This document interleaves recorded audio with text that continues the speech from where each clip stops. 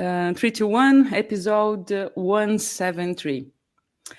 I'm super happy to start this episode today with somebody I was wishing to chat a long time ago. We met by chance last year when we were both waiting for good weather in South Georgia. I was on board Golden Fleece and he was on board Vinson Fantastica, going to different locations, but we were lucky to see each other, to meet. So thank you so much, Skip, for accepting my invitation, and welcome to Mara Sonora podcast. Thank you. Do you speak any Portuguese at all? No, not really. Just a few salutations, but no. Better do it in English. I was going to tell you the meaning of Mara Sonora podcast. It's something related to resonant tide is the closest meaning. So it's a show about inspiring stories somehow related to the oceans. And I'm very happy you said yes to my humble invitation. Okay. And Skip, not everyone here are sailors. Like this podcast has different audiences. Of course, sailors, but people interested in stories connected to the ocean.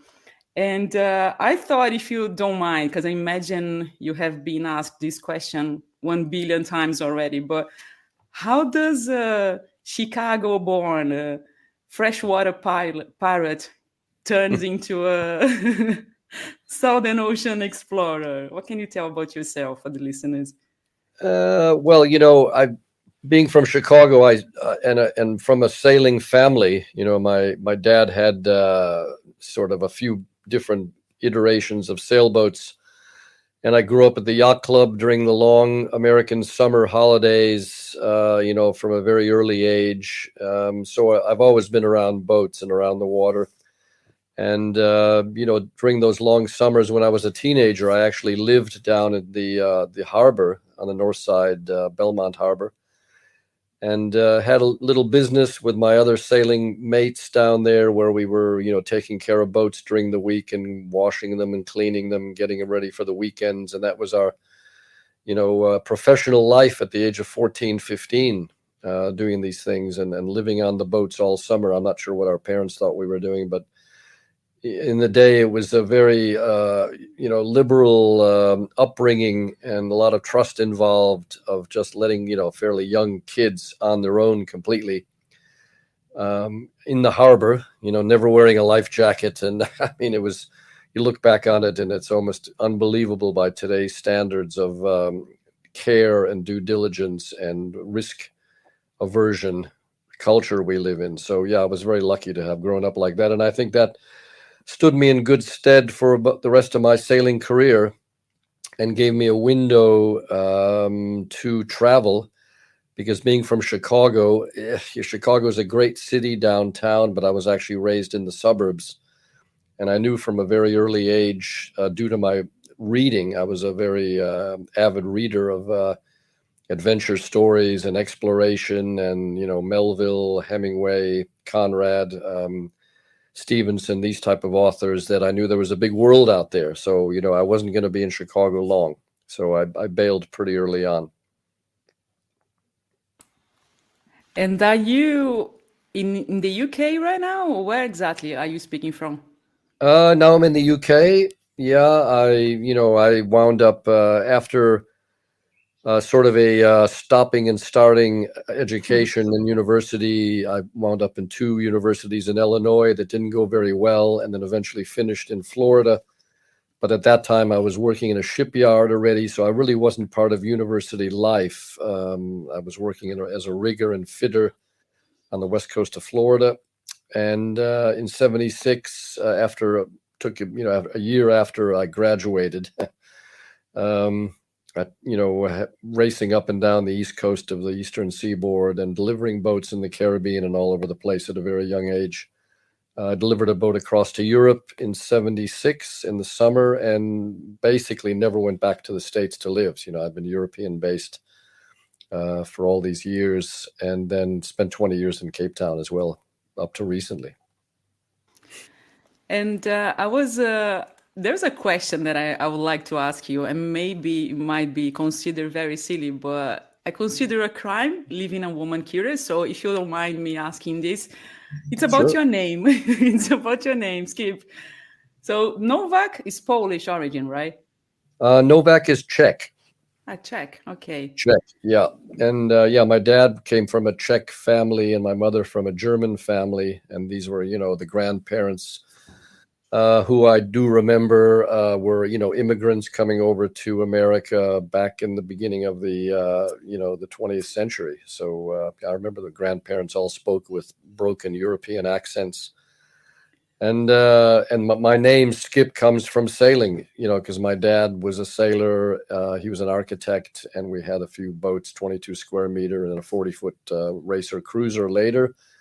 And he used to call me as a little kid the skipper, and that evolved into Skip. And ever since I could remember, I think my kindergarten teacher called me James, which is my real name. But by the time I was in first grade, I was known as Skip. And, by every teacher and every other student, I was Skip from here on going forward. So, yeah, that's my moniker.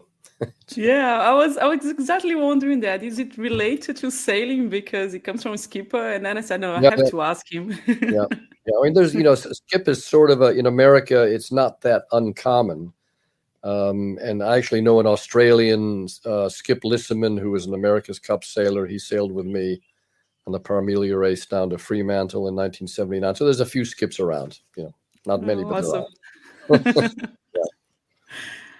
And Skip, speaking about because you are very, very known for participating in 4 Whitbread around the world races, and you've been racing many, many years.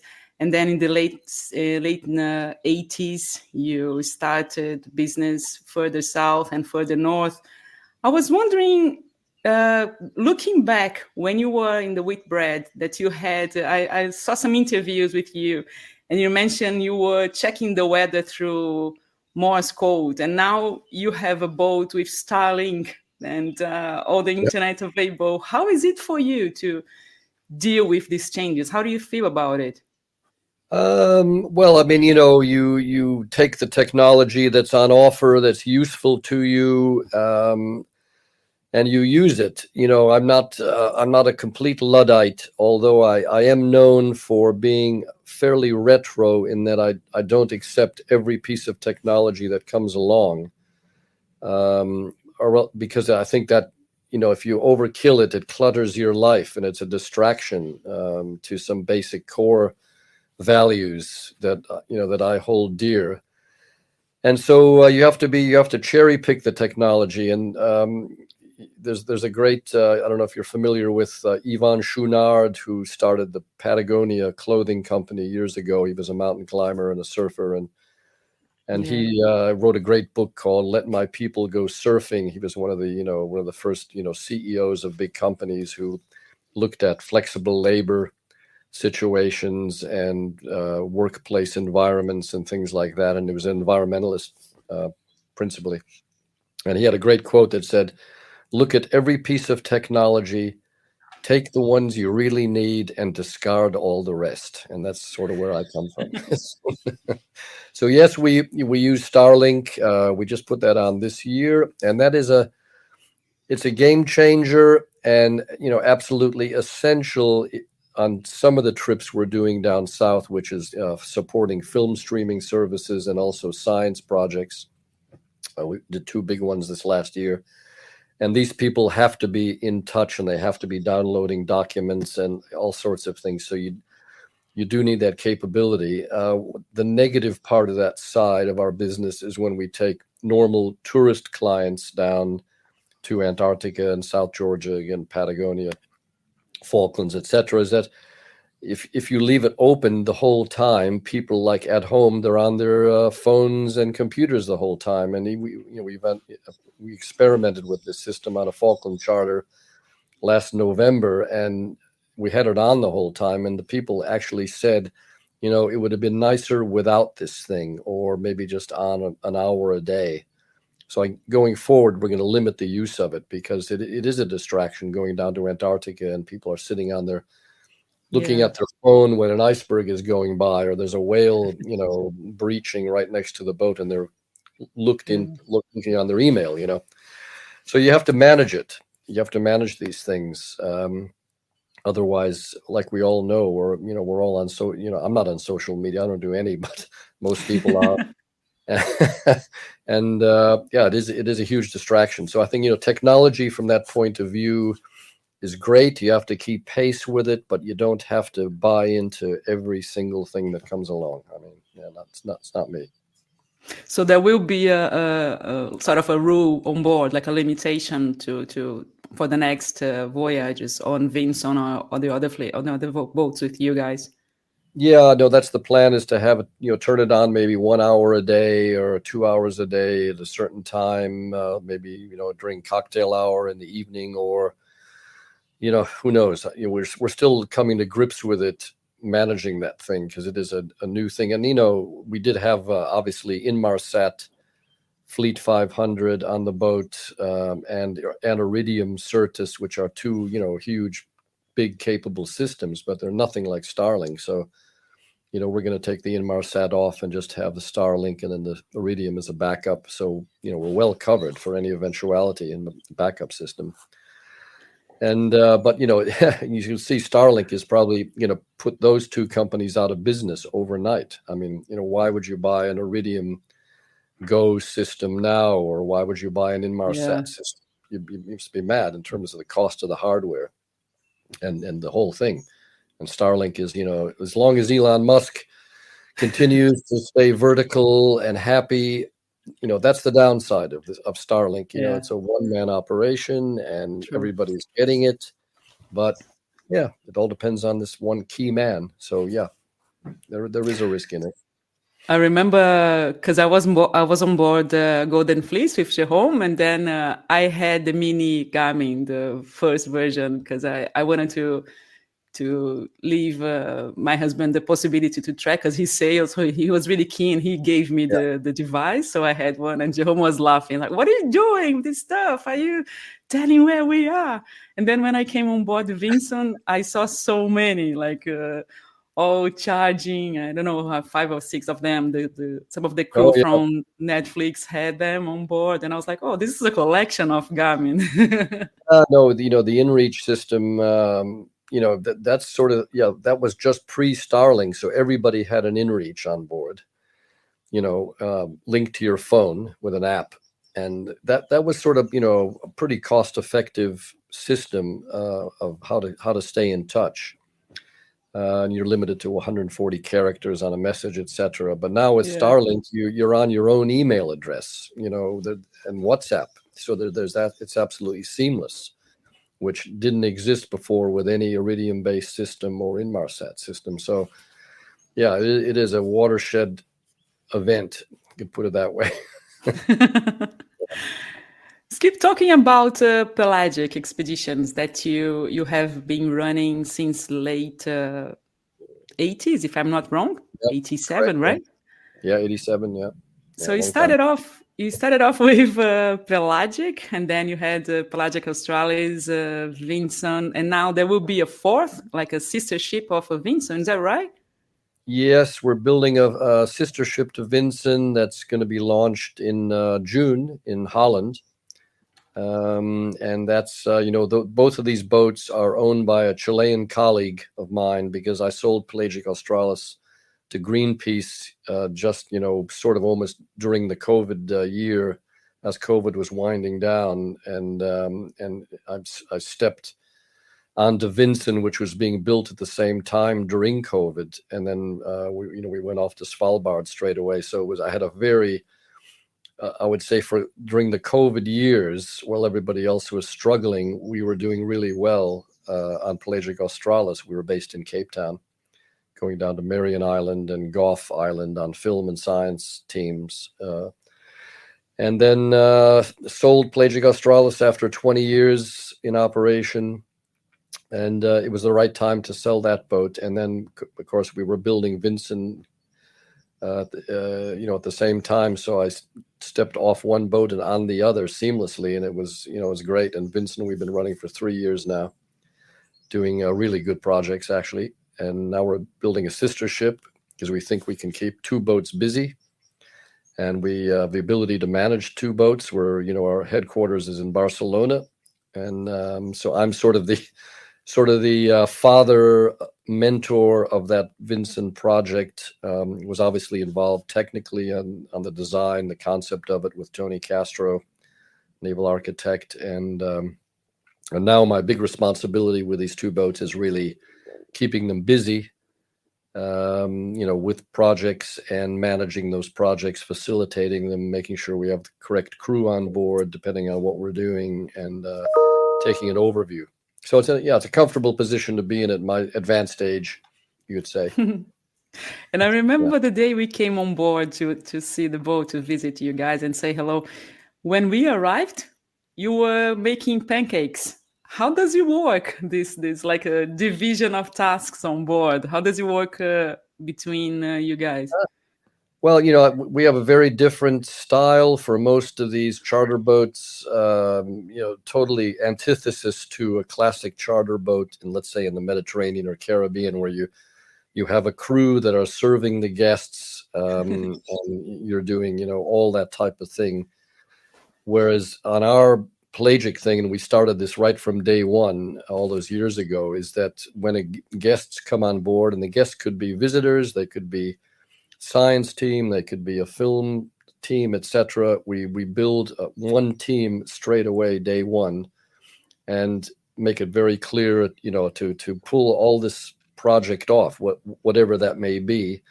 The crew has to help the film team or science team, and entertain the visitors in that case, and they have to help us sail the boat, because otherwise you'd wear yourself out trying to do everything: cooking, cleaning, entertaining them, etc., driving them ashore. So everybody has to pull together, and it's a much more, for me, it's a happier ship, and everybody's in it together, and they all share all the duties as much as possible. And we don't make anybody do anything, but that ethos, when you come on board, it's infectious, and you get to the point, where at the end of a big meal, you have to fight to get in the galley to do the dishes. There's 3 people trying to get in there.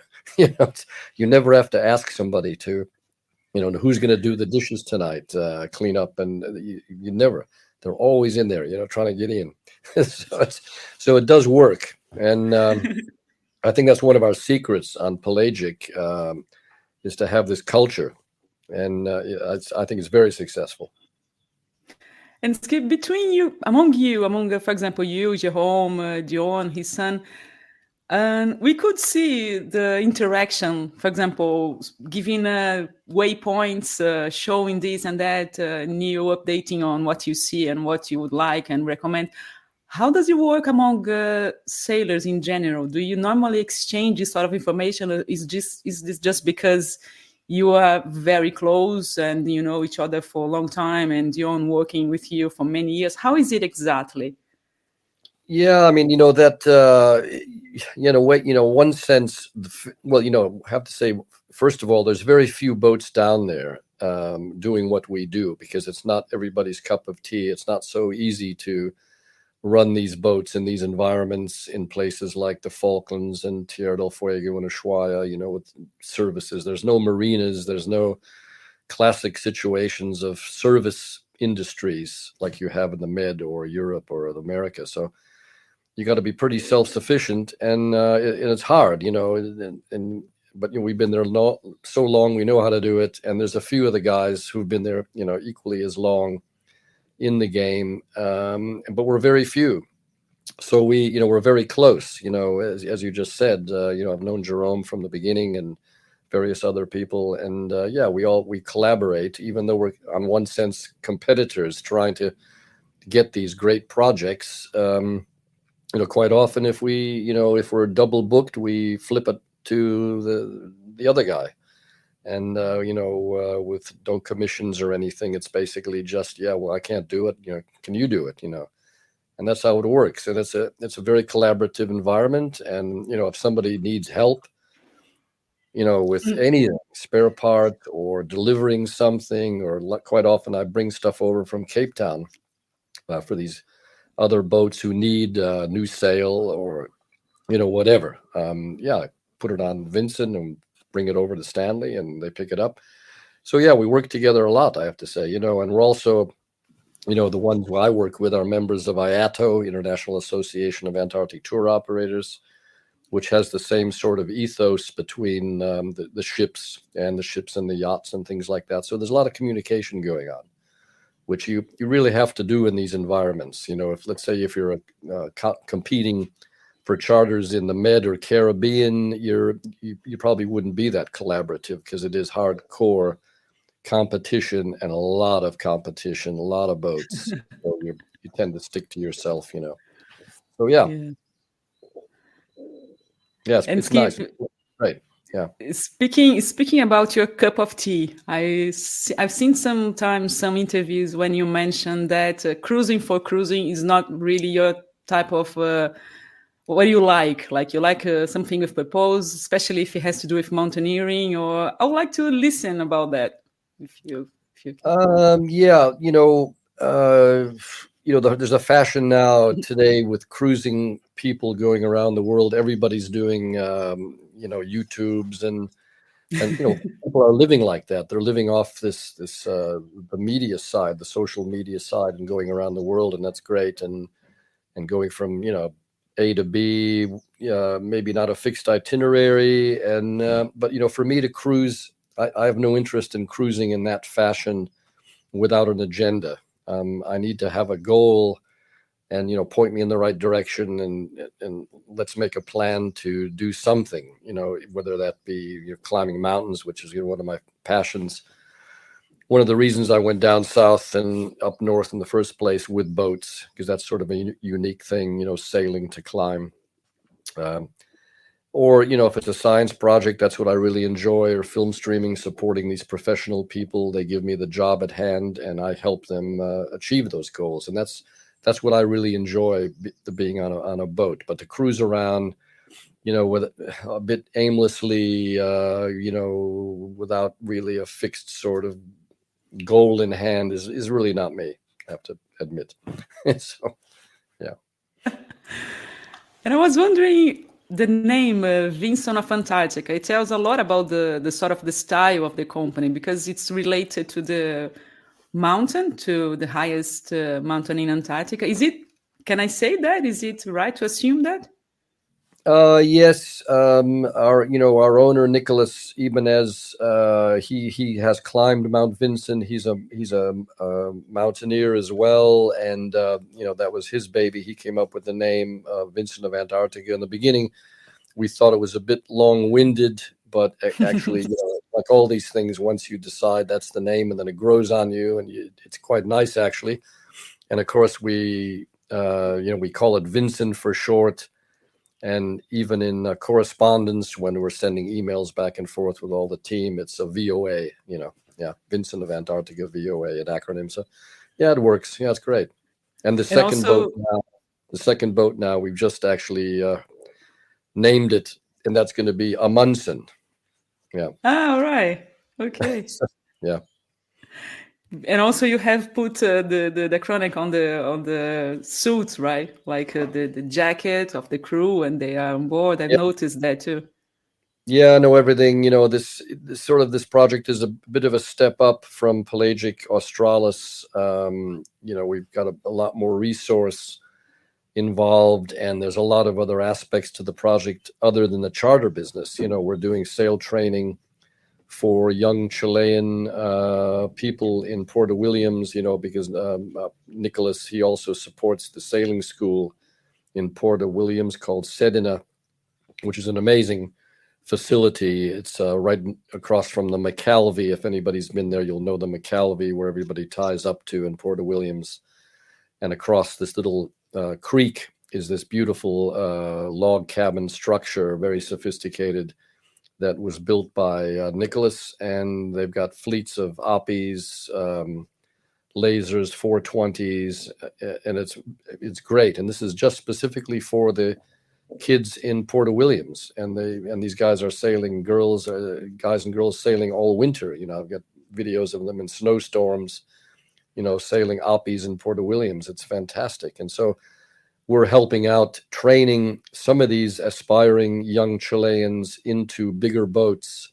So a lot of these, not a lot, but a few every year come across with us to Cape Town, learning how to handle a big boat and the maintenance and all the rest of it. And we're trying to bring them up to professional crew level.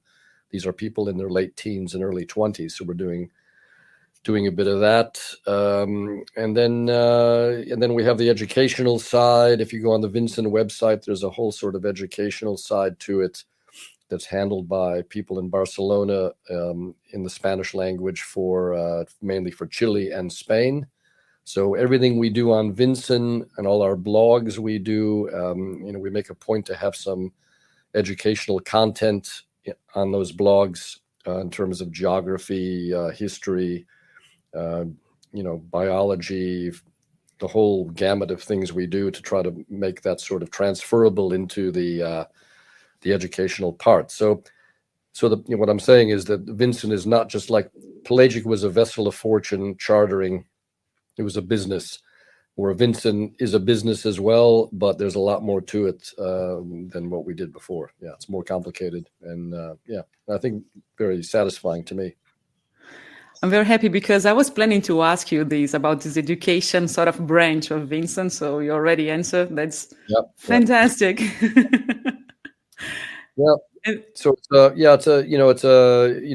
me, it's sort of an evolution, starting out very basically with my little boat and going through Pelagic Australis and now these two big boats, and just managing as an overview and bringing up younger people into the frame, mentoring people as crew. It's great for me, without having to worry about the nuts and the bolts and the washers and the gaskets and the all that stuff, which I did for so many years. We've got, a bigger team now to deal with all the different aspects. And it's definitely more professional than I ever did before, no doubt.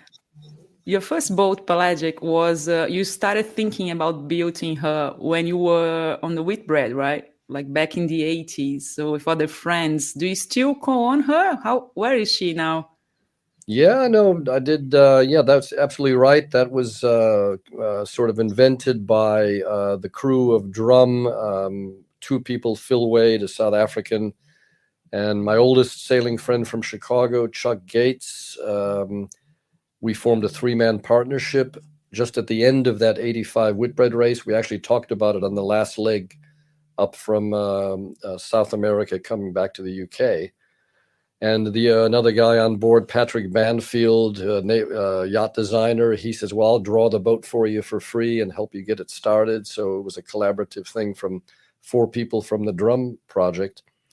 And we started like that because our idea was, I said to myself, look, I've done 3 of these around the world races, and, maybe it's time to do something else. And Phil Wade was the same. And we said, let's build our own boat. So we all put in equal share capital. And I was in charge of building the boat in Southampton. And then the concept was we each had a year on the boat. And of course, I went down to Antarctica my first year. And that's how it all started in that 87, 88 season. And then Phil had the boat after I gave it to him in Cape Town. And then he went off into the Pacific. And then Chuck took it over in New Zealand and stayed in that area. Then I had 2 years of the 4-year schedule because I was compensated with an extra year. So I took the boat again back down in 1991 to Antarctica, South Georgia, etc. And then after that, we had a formula. Are we going to do this again, or are we going to sell the boat? Or if one wants in, 2 out, or 2 in, 1 out? Had it all very well developed before we started this thing, all the different possibilities. And I was the only one who wanted to keep the boat because I saw this opportunity to start chartering down south and stay there, because once you go there once, you just scratch the surface of what's possible, because you've got Patagonia, South Georgia, Antarctic Peninsula, Falklands. It's a huge area, and I knew there were years of things to do down there.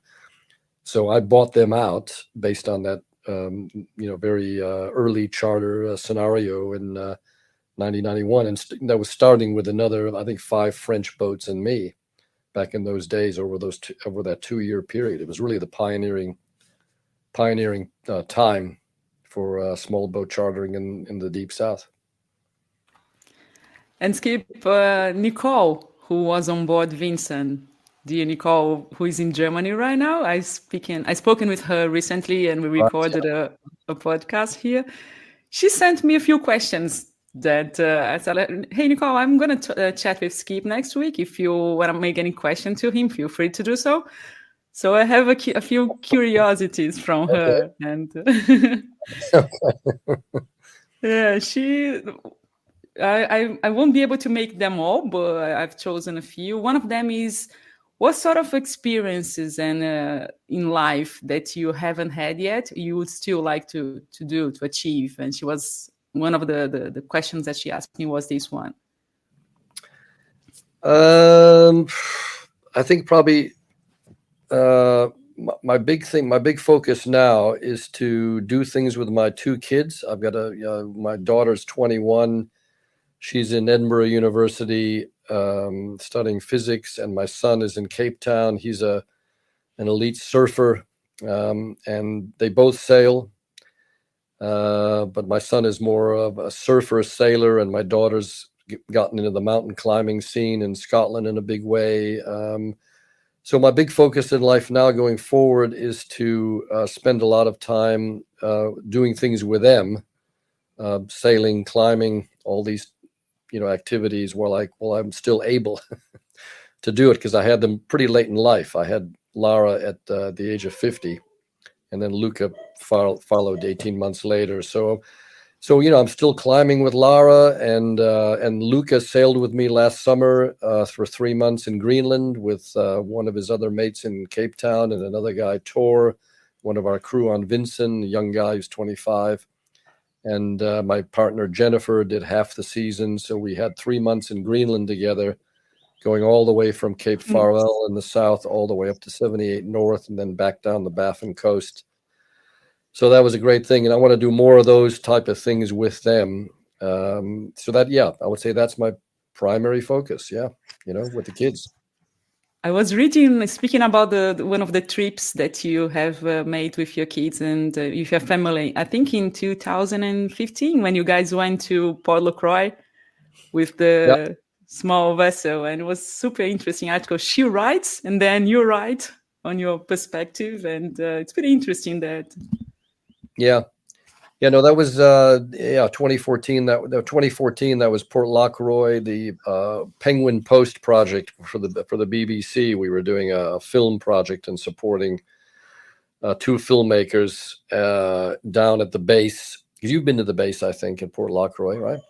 And we were there for like 4 months, on station. So we were seeing the whole life cycle of the Gen 2 penguins, and from haul out to fledging at various times. And so we've done some good things together. And, the kids have cruised with me in Tierra del Fuego and the Falklands. And Lara actually worked as a professional crew during the COVID years down to Marion Island as a crew member on Pelagic Australis.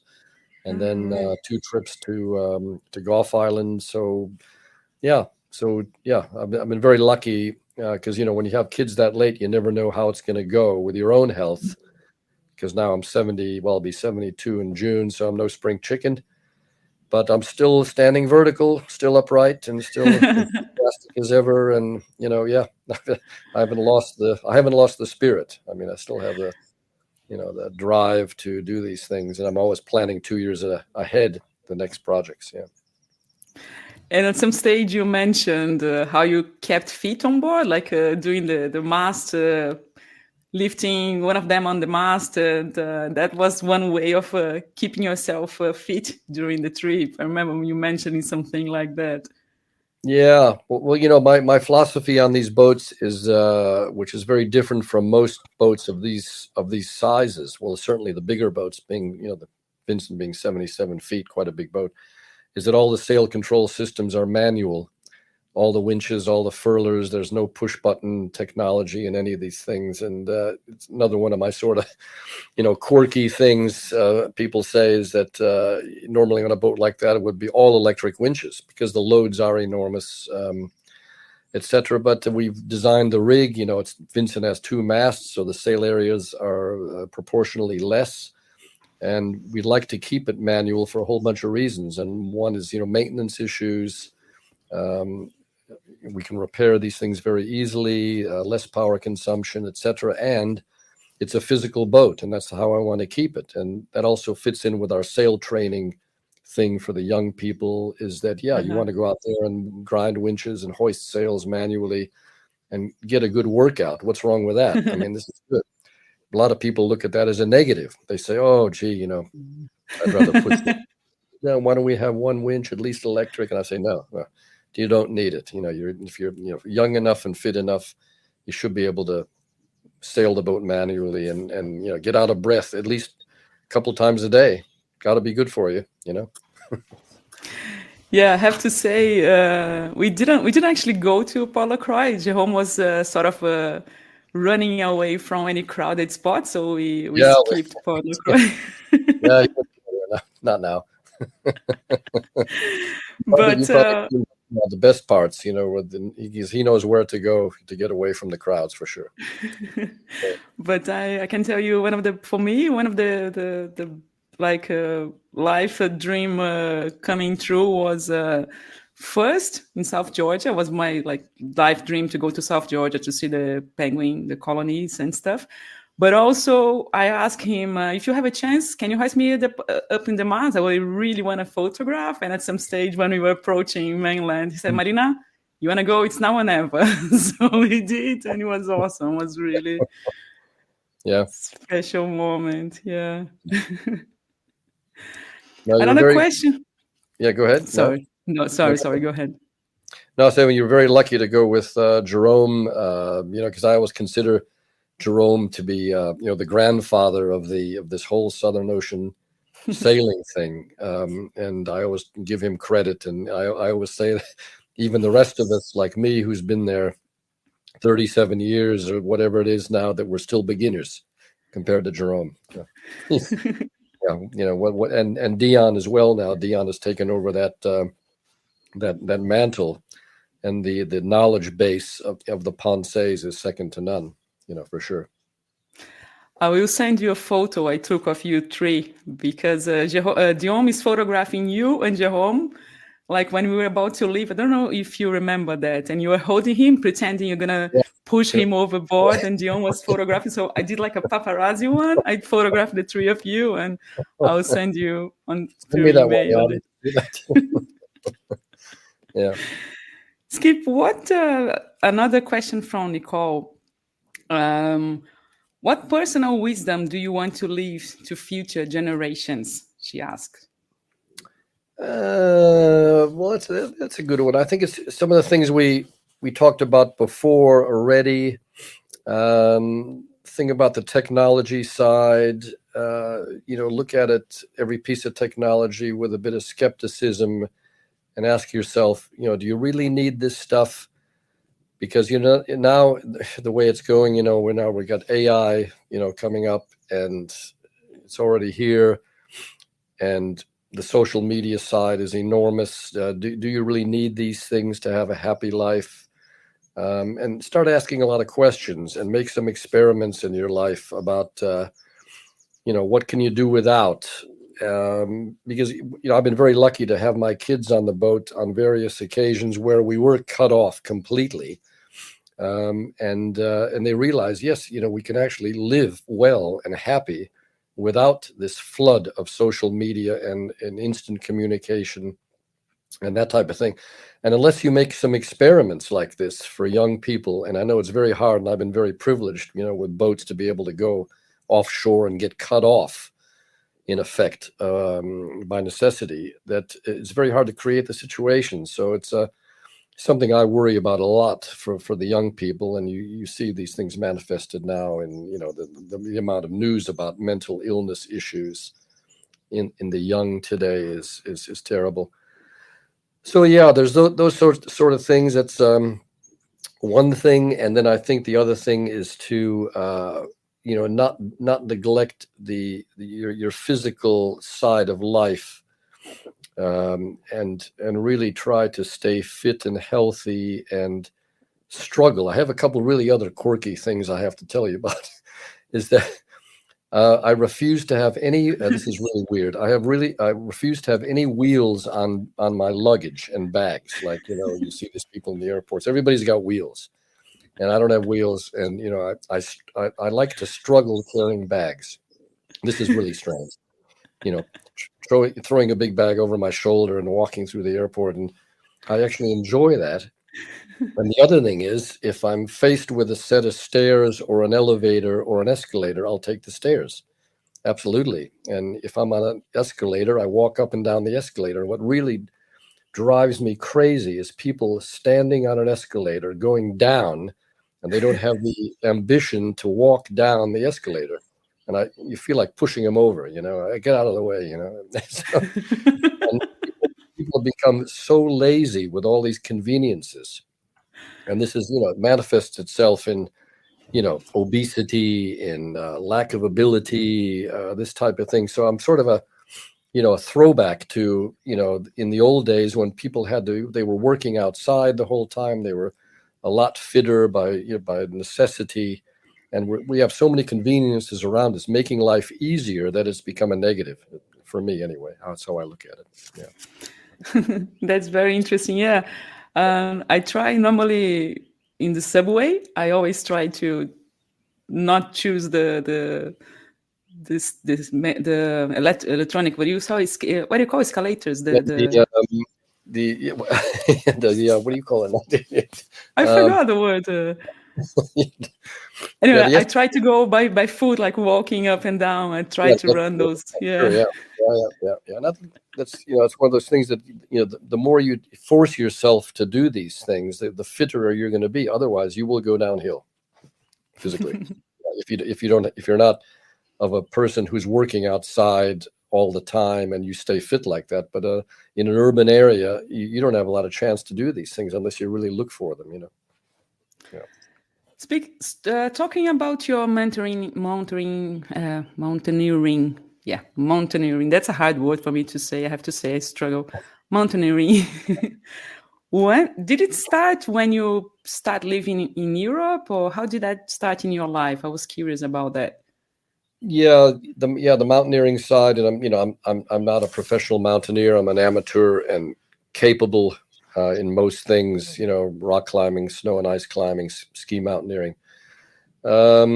That started when I came to Europe. So I started at a very late age, when I was 24, 25. Most people who, begin in their teens, like my daughter, and started rock climbing in the UK, and then climbing in the Alps. And then, of course, once I had this opportunity to build Pelagic and sail down to Antarctica and South Georgia, then this was the icing on the cake of being able to climb and ski in these remote areas where you had to arrive by boat. And that was one of the reasons I got involved in building Pelagic, was to go to these places and do that type of thing.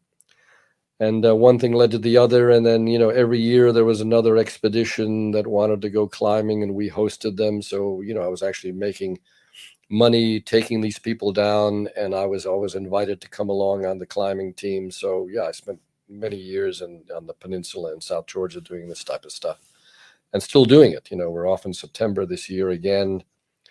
Stephen Venables and I, who's a very celebrated climber in the UK, we have a partnership, and we do these trips together, guiding client groups, some who are, much far superior climbers than we are, at least me, and other times not, where we're more in a guiding situation, and otherwise just going along with them climbing. So yeah, that's a big feature for me, that we try to do at least one or two of those trips every year. A big part of the Pelagic story was that the adventure side. Yeah. So I have a very good friend and listener of the podcast. His name is João Paulo Barbosa. He also climbs, and he travels normally on board Kotiki with Igor. Igobelli. All right. Yeah, sure. Yeah, yeah. He's a brilliant photographer. He makes beautiful, beautiful images. And he sent me a question for you because I said, okay, João, shoot one. And he said, he asked me to if you could comment on the trip when you took Alex Lowy and Konrad Anke to climb in the peninsula. He was curious about that trip that you made. I don't know exactly which year, but he'd like to listen a little bit about that.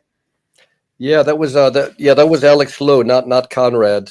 Conrad wasn't on that trip, but that was Alex Lowe, and we got Alex Lowe involved in that trip because I had an idea to sort of copy a project that was done by Robin Knox Johnson and Chris Bonington, a famous British climber and a famous sailor. They went to Greenland, I think, in the early 90s or late 80s, early 90s, and they did a sailing climbing trip. And it was a case of, the climber putting the sailor out of his comfort zone, trying to climb a mountain, somebody who's never done it before, and then vice versa, Knox Johnson putting Bonington out of his comfort zone, crossing over to Greenland from the UK. So this was a nice idea. So I tried to do the same thing with Gary Jobson, who's a famous sailor in America. And I had to get a climber and had to be American because we were doing an ESPN special for this one. And I found Alex through the network. I knew who he was, obviously, but then I made contact with him and he agreed to go. And we did this amazing trip, spent a month on the peninsula, mainly making a film in that same vein. The best part of the whole thing for me is that Alex and I, the rest of the film team needed a day off because they were tired and all the rest of it. And Alex, who's never tired, was never tired. He says, "Let's go. Look at that. Look at Mount Scott over there. Look at that line on Mount Scott. Let's go and climb that thing while these guys are taking a day off." So we had this amazing did a new route on Mount Scott. Just Alex and I, and it was the best part of the whole project for me. No film involved, just he and I. And it was, I'll never forget it. And we had a lot of plans after that because he really enjoyed being on the boat. And of course, our concept of Gary putting Alex out of his comfort zone didn't work at all because Alex had never sort of been on a boat before, but he's one of these guys who immediately figured out how to put a line around a winch the right way. He climbed up the mast hand over hand, going out the Beagle Channel and sat on top of the masthead. Broke the Windex, by the way, but I didn't mind. And he was totally at home on the boat, never got seasick. So the film didn't actually work very well because we couldn't actually make him look awkward at any point in time. And then, we had a lot of plans after that. We wanted to do South Georgia together. And we were planning the next trip on the boat, and then sadly he died in the Himalayas in the avalanche. Conrad was with him. Conrad survived. Alex died. Yeah, so that was a pity. We've had quite a lot of famous climbers on the boat over the years, and two more of them did sadly die later. On their other mountaineering activities. Chantal Mauduit, who is a very famous French alpinist. She was trying to climb all the 8,000-meter peaks. And she did a trip with us in the 90s as well, and she got avalanched on Dhaulagiri in Nepal some years later. And then Erhard Loratan from Switzerland was with us on a Tierra del Fuego trip, trying to climb Mount Sarmiento. We failed on that one, and he died in a very freak accident in the Swiss Alps with his girlfriend, and they fell off a ridge.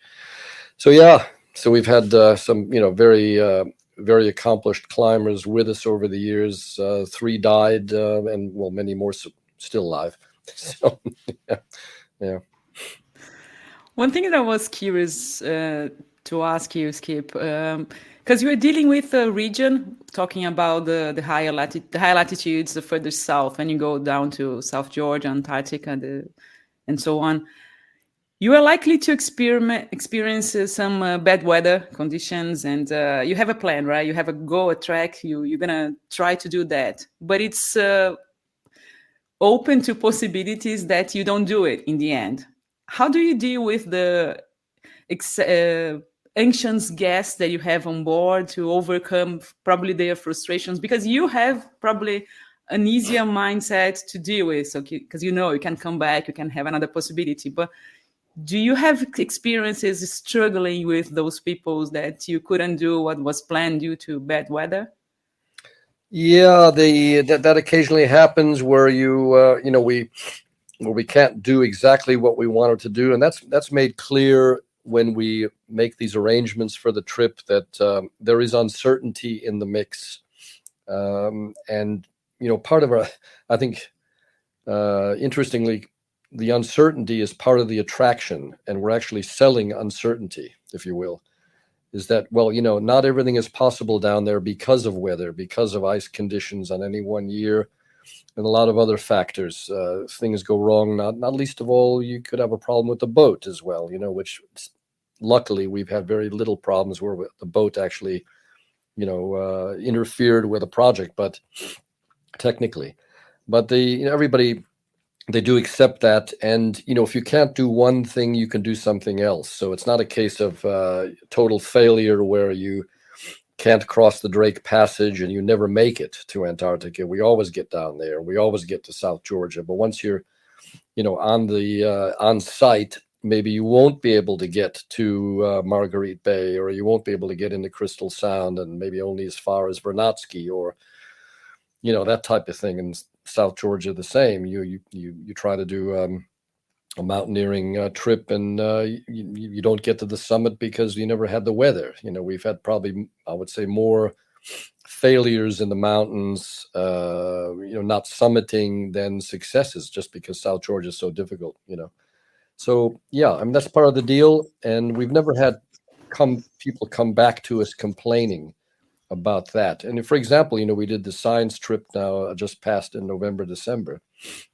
It was a 5-week trip for British Antarctic Survey, the goal being to get to Zavodovsky Island in the South Sandwich, get on shore like we did last January when Nicole was on board, and she was on board with us again this year. And we spent most of the time dodging weather in the South Sandwich. There was an enormous low, 939 millibars, and we had to go around the backside of it, go all the way to South Thule, and then back up the chain.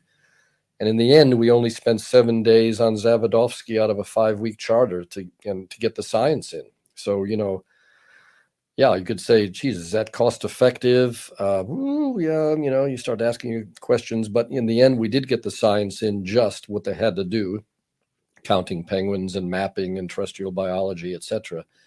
But, in the end of the day, it's the only way to get to these places. You can't mount a campaign like that with the Sir David Attenborough or the Polar Stern or any big ship. It just doesn't work. We're the only show in town. So if you want to do science on the South Sandwich, it's small boats, and it's some of the roughest weather in the world, sea conditions.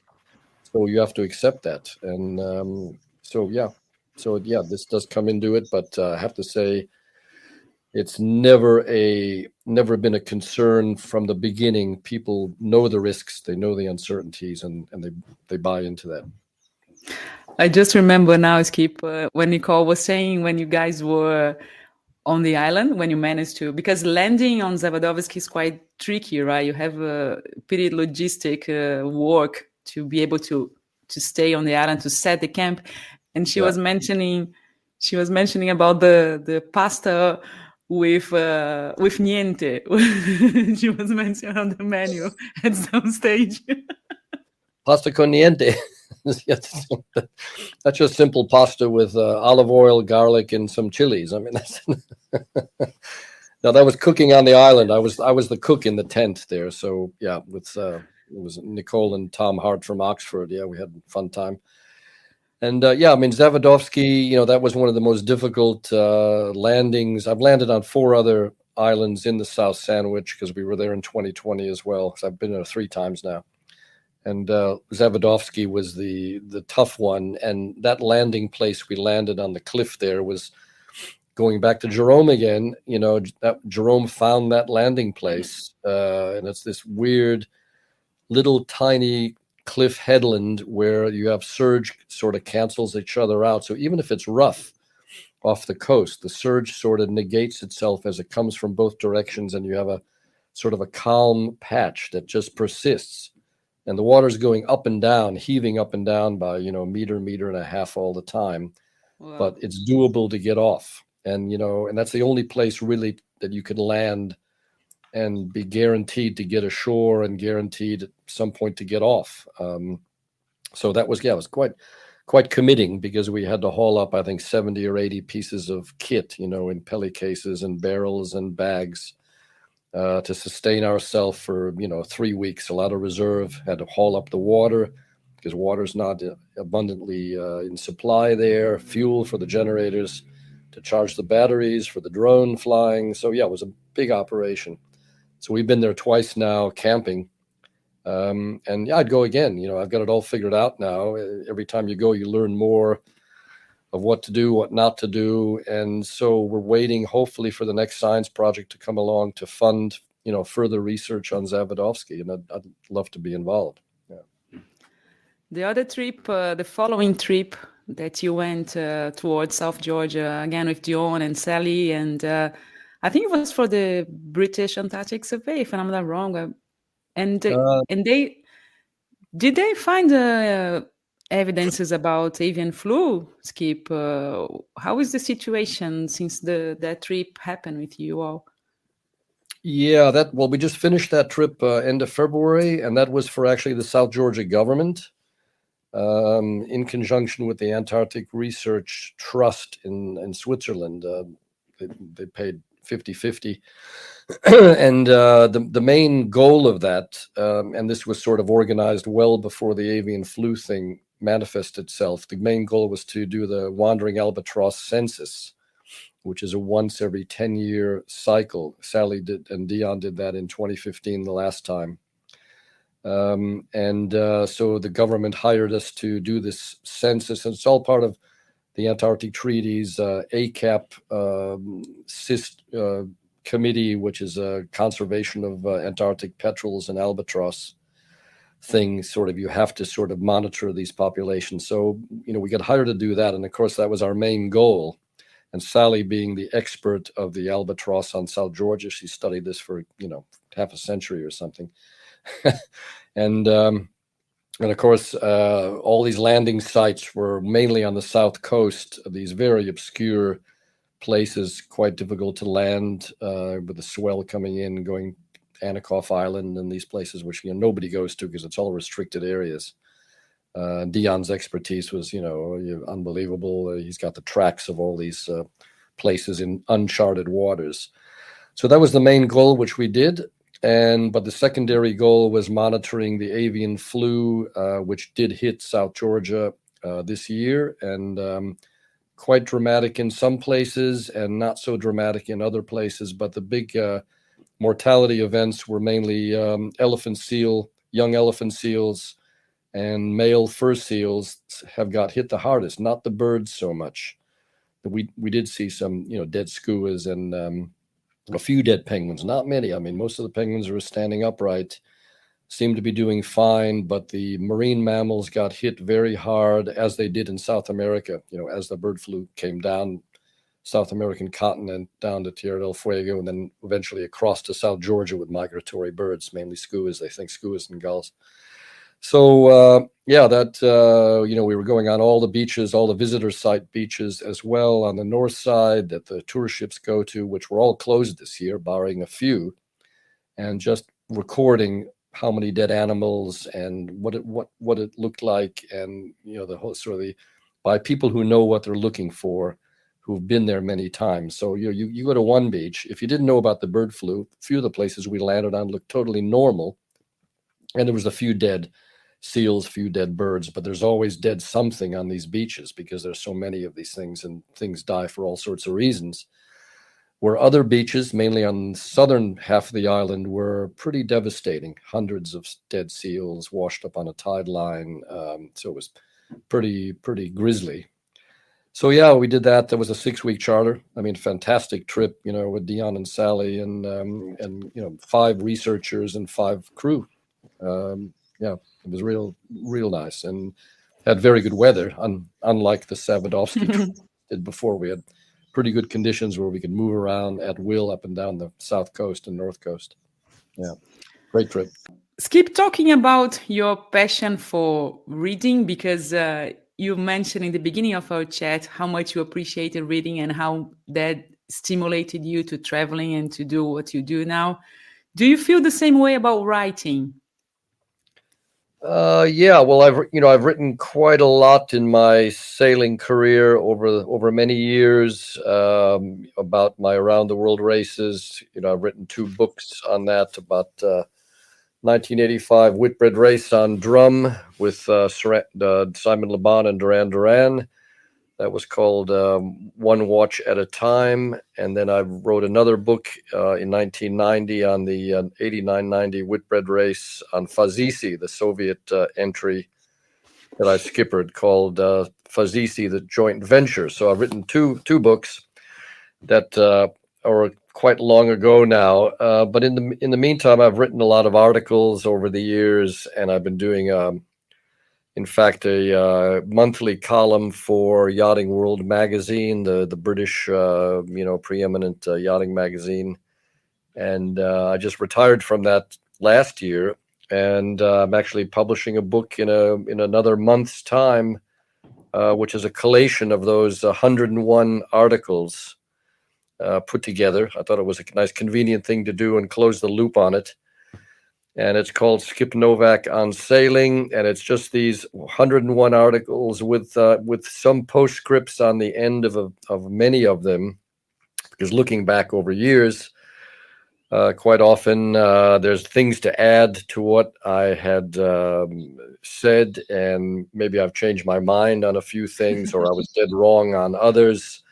So there's the articles as they were published, and some additions, and then there's a nice introduction by Sir Robin Knox Johnson.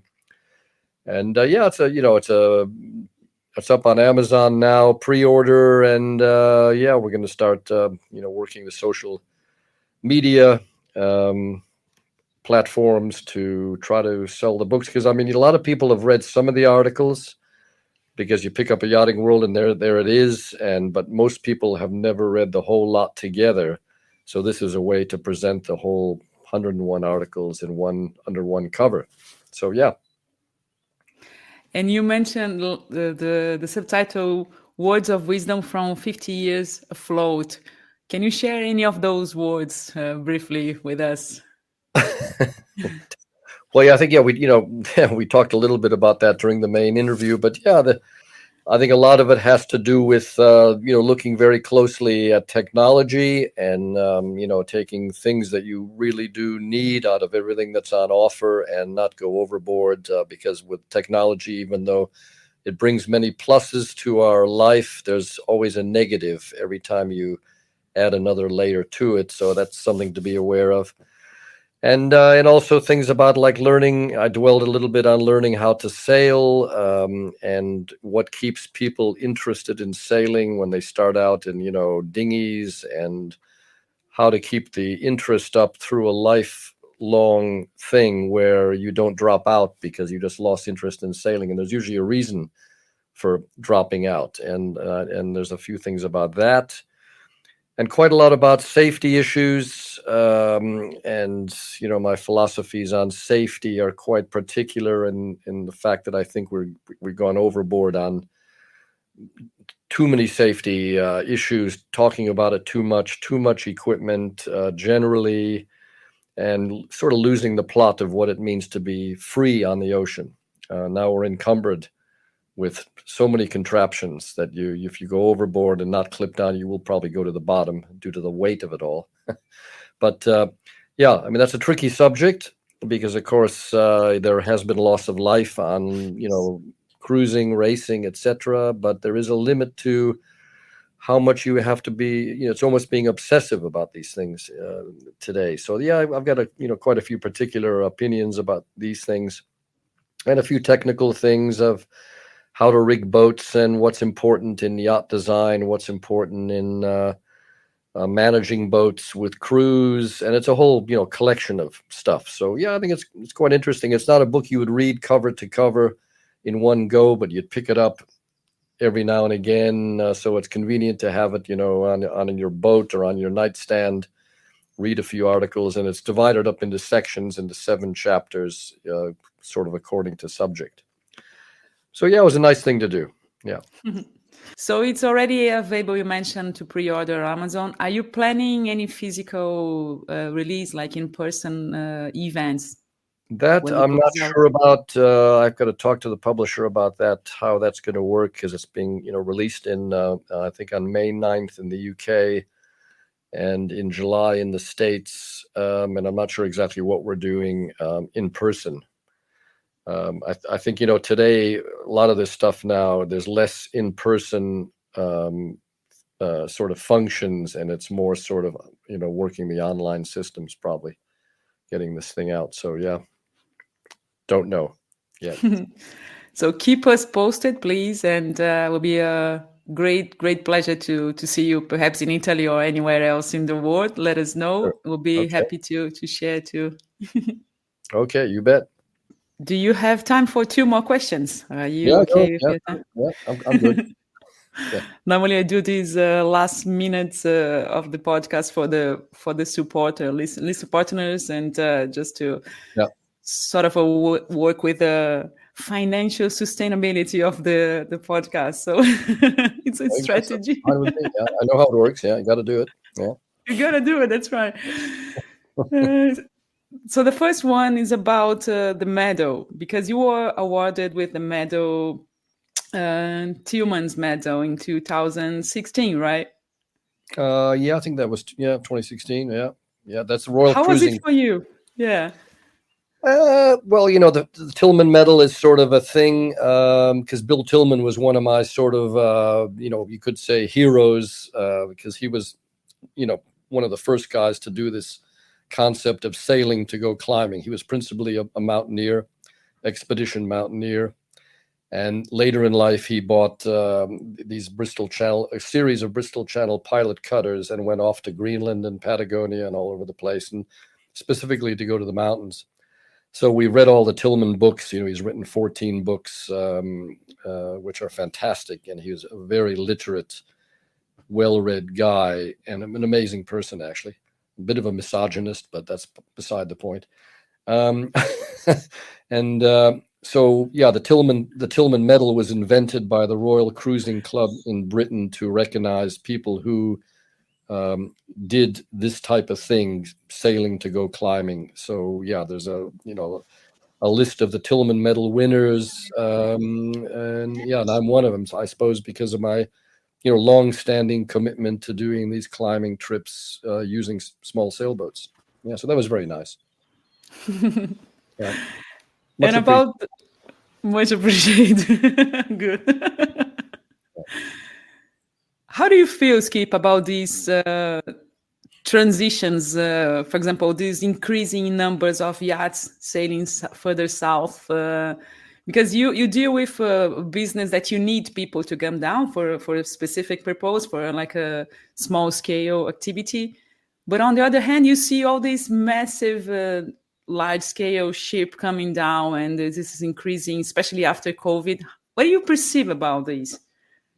It's a complete disaster. The explosion of tourism. Yes, there's more yachts coming down. We keep track of how many yachts in the Tour Operators Association come down, and there's maybe 50 yachts visiting, or 40 or something like that, but they represent a tiny fraction of the increase in tourism represented by the ships who come down mainly to the Antarctic Peninsula. There's a bit in the Ross Sea, but it represents almost nothing. It's mainly Antarctic Peninsula, south of South America, jumping off from Ushuaia, a bit less so Stanley, a bit less so in Punta. And the numbers are staggering. I've seen the whole progression from 1988, when there was maybe 1,000 or 800 tourists, and 92 there were 1,500, and then now pre-COVID, to give you some numbers, there were 76,000 visitors to the Antarctic, and that includes yachts, it includes deep field flying in. But I said those numbers are measured in the hundreds. And so in 2019, there were 76,000. The first year after COVID blew through, we had 106,000. This year, we're waiting on the numbers to come through after all the post-visit reports come in and the assessments. And I think we're probably looking at, I would guess, 120,000 on up maybe. And they're predicting more every year because there's more ships being built, more ships planned, more new companies joining. Now that China's back into the frame with coming down with their own homegrown ships and homegrown organizations. And well, we're out of space. We're out of space, and it's bad for the Antarctic. Ushuaia is at a bursting point in terms of logistics, in terms of wharfage, bunkering. It's crazy, and to deny that this can't continue. Well, this can't continue. That something has to give, and the Antarctic Treaty System, I think, has realized that they have to try to do something about this, but it's pretty tricky because Antarctic Treaty is a multilateral situation. A lot of people, in fact, have vested interests in tourism, and a lot of people want to ban tourism. So you have a lot of different opinions of what to do about it, and there's no obvious mechanism, but they're trying to invent one right now because it just can't go on. There's more issues with noise pollution because you have so many zodiacs, so many ships, pollution from anti-fouling paints from all these ships, emissions. So there's a lot of discussion about it, and it has gone completely overboard. And I have to say, it's mainly due to simple greed by a lot of these big companies. You know who they are. I'm not going to mention any names, but they're building now. They got 4 or 5 ships in play, and they're building more. And you start to think, well, what are they thinking? I really don't know. And the people I respect in tourism down there, because we're all running tourist operations, and are the people who they started out with 1 ship and they still have 1 ship, or maybe 2, and then they're down back to 1, and and they're doing high quality tourism, and they're doing it because they're passionate about what they do. These big companies are not passionate about what they do. It's bean counters, big executives running the show, and it's a sad state of affairs. Yeah, pure and simple. And Skip, to finish off our chat today, and before thanking you so much, and I'm gonna use part of Nicole's question to make like 2 in 1, 2 in 1 okay. Question to finish off. So she asked me, if you were born, if you could be born today again, where would you choose to be born? And then following a little bit her question, what kind of advice would you give to anyone starting what you did, like start sailing and start traveling or mountaineering? What piece of advice would you give to anyone out there? So 2 in 1 sort of questions. Okay. Tricky one. Well, where would I want to have been born? Probably, New Zealand would have been a good one. I really respect the New Zealanders as a general population. Very hands-on, can-do people, very well-educated, very capable, and coming from a country that has an amazing geography for outdoors people like myself. I think, and sailing, of course, there's, it's a business providing sailors to every project around the world, the Kiwis. So that would have been a big one if you had to single out one. And advice to young people today is try to do as many unstructured things. If you're traveling globally and you're into adventure and you're into those type of activities, try to do things that are not canned and structured. Go off on your own. Like if you want to go climbing, find a good partner and just go climbing and learn along the way. Don't take a million courses. And if you're going to the Himalayas, figure it out how you do it yourself, to do it on the cheap, because you can go to the Himalayas very cheaply and go mountaineering by doing all the work that an agency would do.